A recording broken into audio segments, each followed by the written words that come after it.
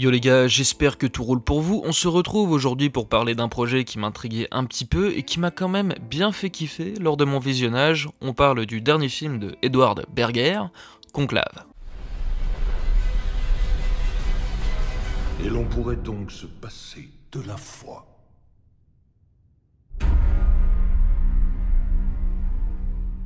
Quand le pape décède de façon inattendue et mystérieuse, le cardinal Lawrence se retrouve en charge d'organiser la sélection de son successeur.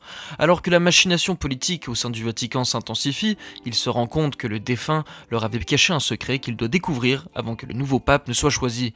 Ce qui va se passer derrière ces murs changera la face du monde à jamais. J'ai rajouté à jamais, c'était pas supposé être là. Donc, Conclave, dernier film de Edward Berger, qu'on connaît tous bien entendu pour le remake de All Quiet on the Western Front, qui était sûrement un des meilleurs films de l'année 2022 que j'ai personnellement grandement apprécié lorsque je l'ai découvert au début de cette année. C'est pour ça qu'à l'annonce de ce projet j'étais relativement intrigué par ce qu'il allait faire. Le film est d'ailleurs basé sur un livre sorti en 2016 que je n'ai malheureusement pas lu, je ne peux donc pas vous dire si c'est une adaptation fidèle ou non. Mais comme Edward nous l'avait montré dans son précédent film, le mec sait totalement ce qu'il fait et on le remarque dès les premières minutes de Conclave, car c'est un film très différent de ce que All Quiet on the Western Front avait pu faire. On est vraiment sur un drame en huis clos cette fois-ci, et on remarque un certain talent de mise en scène de la part de Berger, car il prend une histoire qui dans ses prémices peut sembler très simple, mais arrive à en faire quelque chose de dramatiquement très intelligent, à nous apporter du suspense constant avec des choses très simples mais qui fonctionnent avec brio, que ça soit dans le body language de ses personnages, le regard qu'ils se lancent entre eux.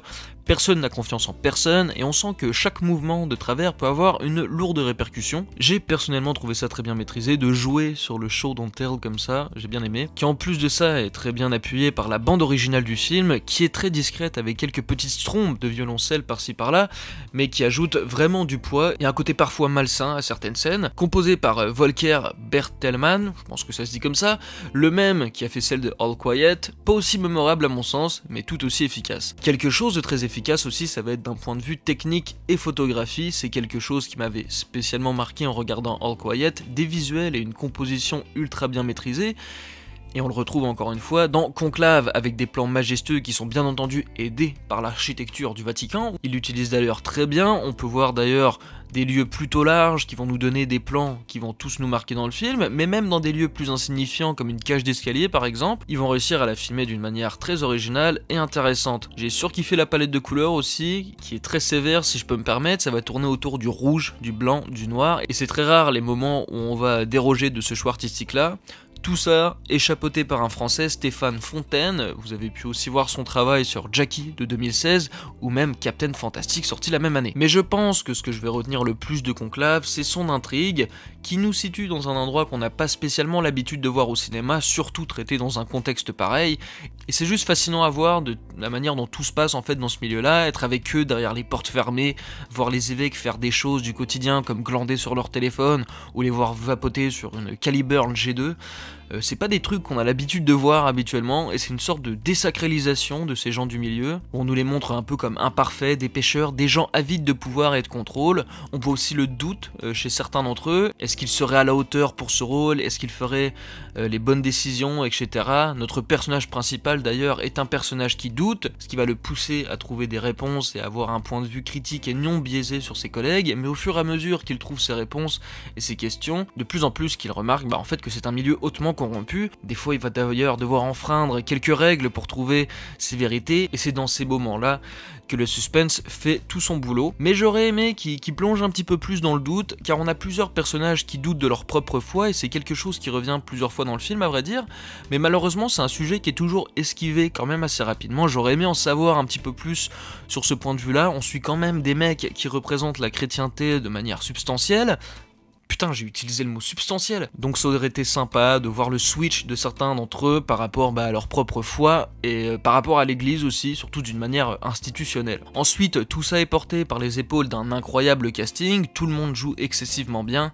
Chacun d'entre eux apporte une profondeur et une complexité à leur personnage qui paraît très juste, avec des dialogues qui les complémentent bien, et on remarque une vraie cohésion de jeu entre eux, ce qui fait plaisir à voir. Dans le rôle principal et le rôle le plus marquant, bien entendu, ça va être Ralph Fiennes. Finesse, je sais pas. Je sais toujours pas comment prononcer le nom de ce gars-là, en vrai ça m'énerve un peu. On va s'en tenir à Lord Voldemort, je pense que c'est acquis pour tout le monde, qui délivre une performance oscarisable selon moi. Il est excellent pour nous faire ressentir ce doute et le conflit qu'il vit intérieurement.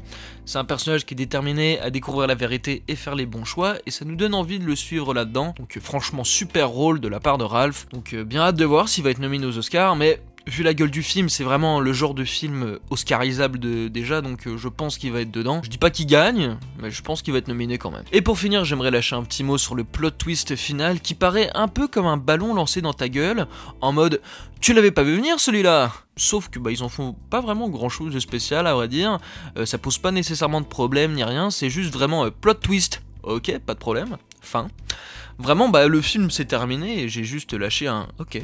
Je sais pas si c'était supposé nous choquer ou quelque chose du genre, mais l'effet de ce plot twist est vraiment zéro. Bref, comme vous avez pu le constater, j'ai bien aimé Conclave, j'ai appris des trucs sur un milieu que je ne connaissais pas vraiment, et ça, c'est cool.